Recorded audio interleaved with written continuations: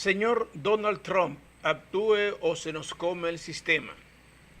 El presidente de los Estados Unidos, Donald Trump, dijo que limpiaría a América Latina de la corrupción, que comenzaría con nuestro país y que terminaría con México.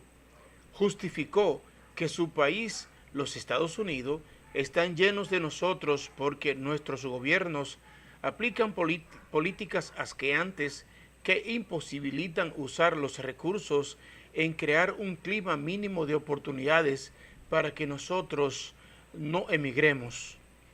Desde su campaña hasta ahora, las aguas de los ríos han corrido bastante.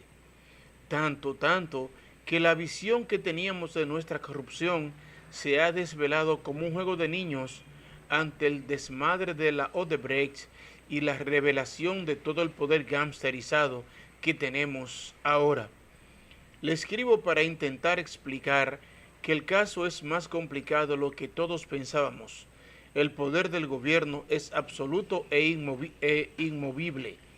Si no proviene de una fuerza con más determinación que la que usted ha aplicado hasta ahora, existe un gobierno gangsterizado en su totalidad.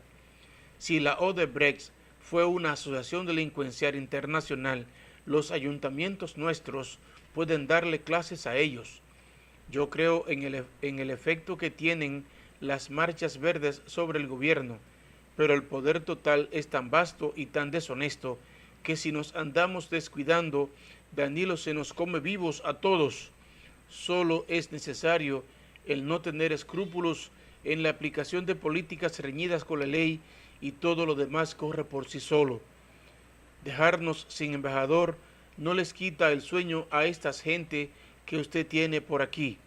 La impunidad perjudica a todo el mundo.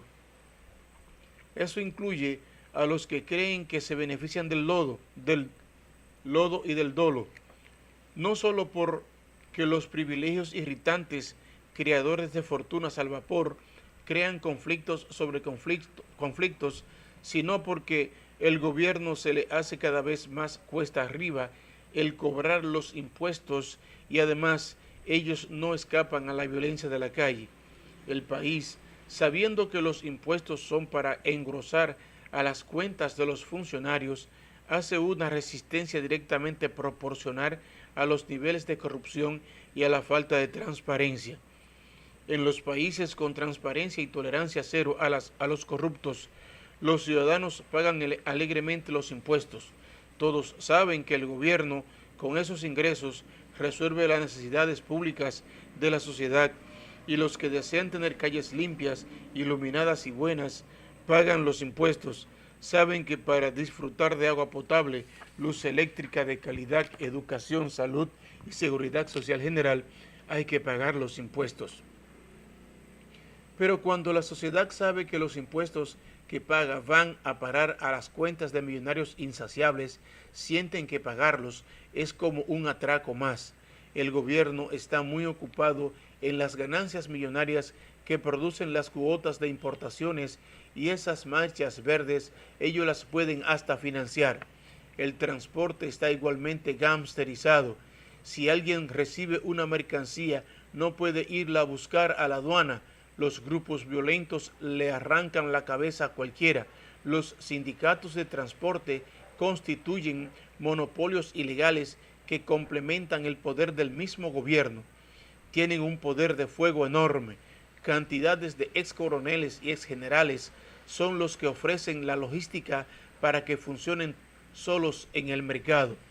Ellos imponen su propia ley, de tal manera que si algún inversionista comprara un par de guaguas para ponerlas a trabajar en el transporte, esas rutas tienen dueños y los grupos violentos van y le rompen las guaguas o le balacean a los choferes. Tenemos que usar los servicios pésimos que ellos ofrecen con un grupo de choferes que tratan al usuario como un saco de carbón. El transporte y venta de alimentos, el transporte de pasajeros y los negocios en sí tienen dueños. Ellos son simples extensiones del mismo gobierno. El asunto funcionaba antes de la siguiente manera.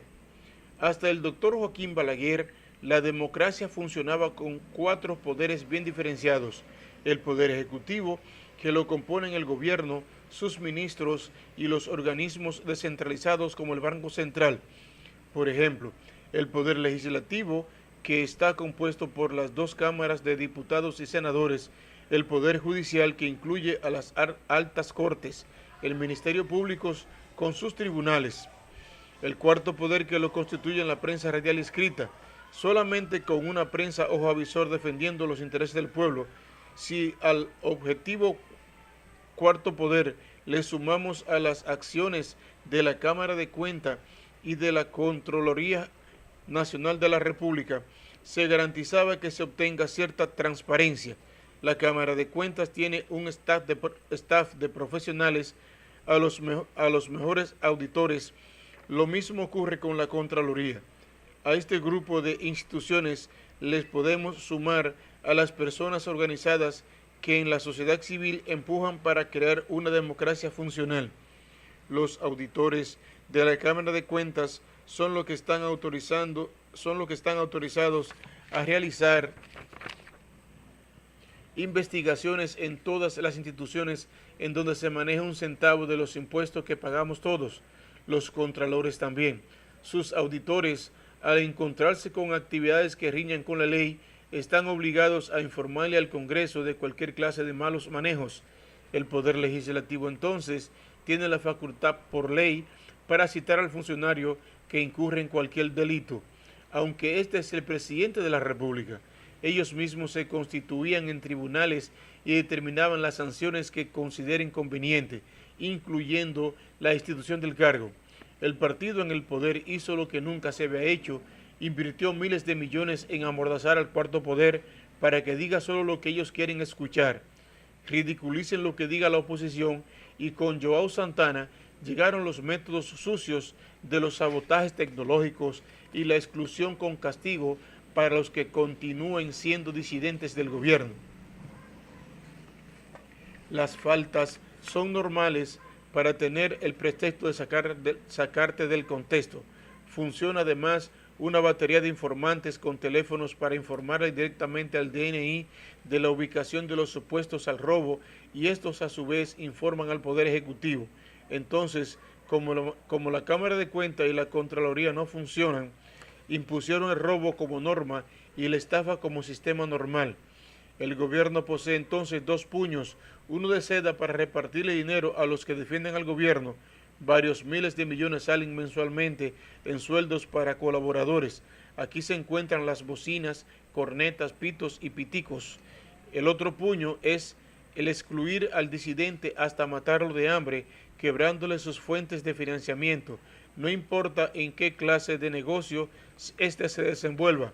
El problema que se plantea es que la impunidad trae una consecuencia mortal para la sociedad. Ya México está viviendo esa falta de justicia. Los ciudadanos, en forma natural e instintiva, se olvidan de los tribunales que solo fallan a favor de los delincuentes organizados y forman asociaciones para defenderse. La mortalidad es una constante y el crimen alcanza a los mismos que lo organizan. Por ahora, los comunicadores que continúan haciendo un periodismo objetivo e investigativo se ha reducido a un grupito de líderes que encabeza Andrés L. Mateo, Nuria Piera, Marino Zapete, entre otros. Sostengo que estos periodistas y las marchas verdes son como pequeños faros de luz que no le hacen cosquilla al gobierno. Este es verdaderamente nuevo.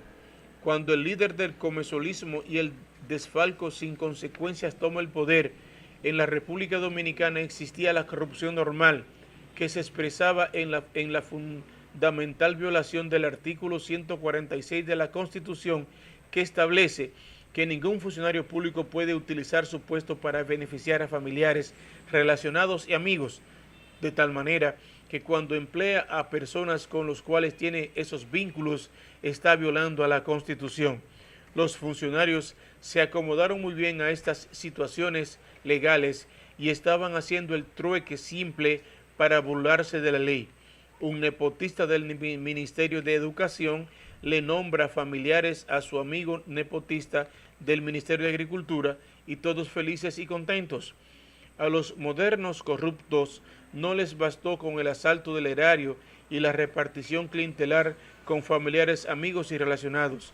Tampoco le bastó con realizar préstamos que no eran conocidos por el Congreso y pasarlo directamente a cuentas privadas, como es el caso de los 130 millones de dólares de la Sunland. Es que el llevar las estadísticas de la pobreza de una provincia para mendigar préstamos internacionales y repartírselo entre esas gentes se hizo toda una moda.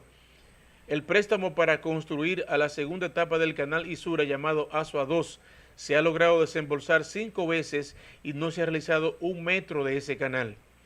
Tiene casi siempre a los mismos protagonistas.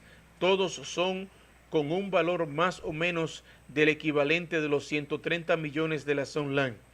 Este nivel de corrupción era tolerado por ustedes. Ustedes seguían siendo los dueños de la vaca o le tocaba algo de la leche ordeñada. Con la Odebrecht ustedes fueron sacados del negocio.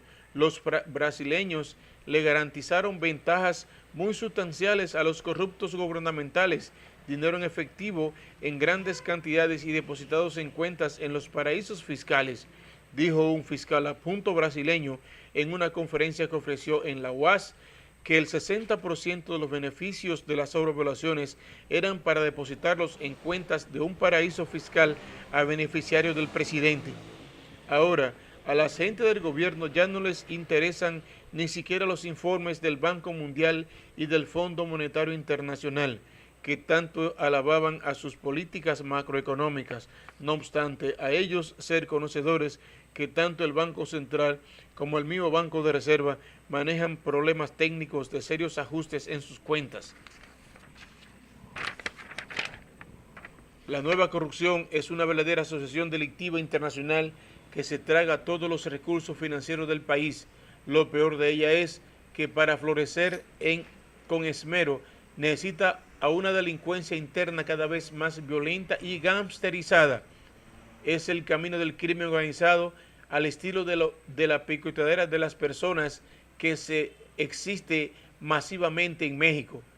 En mi humilde opinión, que la República Dominicana no podrá superar el robo sin consecuencias si no es con la ayuda de Dios o de un gobierno poderoso como el que dirige Donald Trump. La esperanza que tenemos es que si nos vamos al inicio de los tiempos, Quisqueya la Bella era un remanso de paz en donde no se conocía el robo. Nuestros aborígenes vivían del trueque simple y lo que había era propiedad de todos. Todavía mi generación pudo conocer muy de cerca la colaboración de los dominicanos y dominicanas al momento del reparto de las comidas entre los vecinos. También los trabajos colectivos tipo convites, los convites que eran trabajo de todos para realizar actividades en donde no se le pagaba a nadie. Fue alguna vez la forma más importante de realizar nuestros quehaceres. Se trabajaba duro, se hacían competencias, se cantaba y se bailaba, se comían equitativamente. Tuvimos una sociedad basada en la cooperación. Eso está en nuestros genes, en nuestra conciencia colectiva. El tener una sociedad que goza exhibiendo lo robado, o como dice Alcarrizo Digital, que a esos funcionarios actuales no les importa que les llamen ladrones o ladronazos, es una nueva cultura, una nueva forma de vida que se ha desatado con el materialismo de la sociedad, en donde quedan atrapados hasta altos dirigentes religiosos. Las gentes que ignoran que son importantes per se, entienden que en la medida en que tienen más carros de lujos y más abultadas cuentas bancarias, más mansiones, yates y villas, más importantes son. A los que toman ese camino hay que pedirles que se detengan por su propio bien. Esa es una enfermedad incurable porque los vacíos existenciales no se llenan con objetos materiales. Para detenerlos tiene que existir un poder muy grande sobre la tierra. El último embajador de ustedes que ustedes tuvieron dijo que el gobierno estaba corrompido metro a metro. Recién ahora me entero de lo que quiso decir. Por favor, haga algo que no sea olvidar su gran promesa de campaña para América Latina, comenzando con esta República Dominicana. Muchas gracias.